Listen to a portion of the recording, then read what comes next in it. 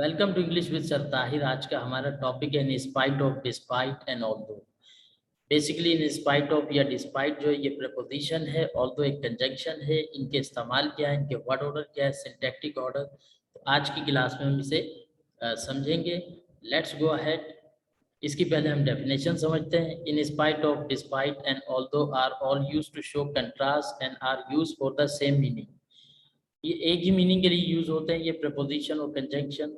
The only difference is the way they are use, कि किस तरह से इनको इस्तेमाल किया जाता है, इनके सिंटैक्टिक ऑर्डर क्या होते हैं, हमें सिर्फ वो समझना है। The structure in which they are use, कि किस स्ट्रक्चर में हम इन्हें इस्तेमाल करते हैं। तो सबसे पहले इन स्पाइट ऑफ और डिस्पाइट को समझते हैं हम। After in spite of and despite we use a noun और अ प्रोनाउन। यानी इन स्पाइट ऑफ हो या फिर डिस्पाइट हो, इनके बाद आपने नाउन या फिर प्रोनाउन को इस्तेमाल करते हैं, यूज करते हैं, लिखते हैं।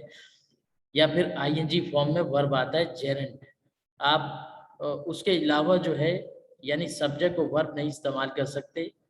तो इसकी पहले हम एग्जांपल समझ लेते हैं। नाउन और प्रोनाउन हमने इन स्पाइट ऑफ या फिर डिस्पाइट के बाद यूज करना है। एग्जाम्पल है, we enjoyed our camping holiday in spite of the rain. ये द रेन जो है ये नाउन फ्रेज आ गया है। तो यानी नाउन और प्रोनाउन आप इसके बाद इस्तेमाल कर सकते हैं। इसी एग्जाम्पल को आप इस तरह कह सकते हैं कि we enjoyed our camping holiday despite the rain. Second example है, despite the pain in his leg he completed the marathon. या फिर in spite of the pain in his leg he completed the marathon. कोई फर्क नहीं है meaning में।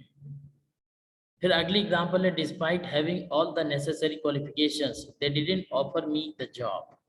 या in spite of having all the necessary qualification they didn't offer me the job.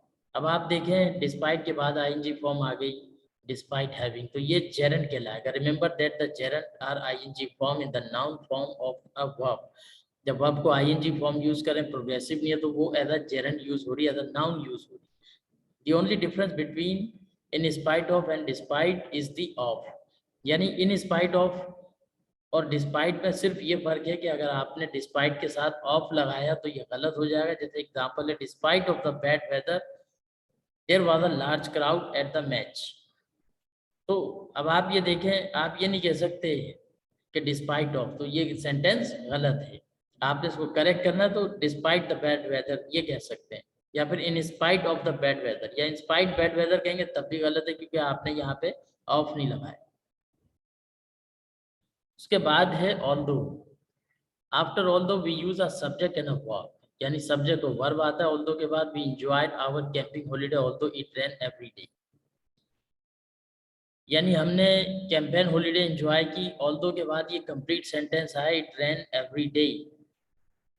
फिर यानी सबऑर्डिनेटिंग कंजंक्शन है मेन कंजंक्शन मेन सेंटेंस का, लेकिन आपने क्या किया, इस कंजंक्शन के बाद सब्जेक्ट को वर्ब लगाया।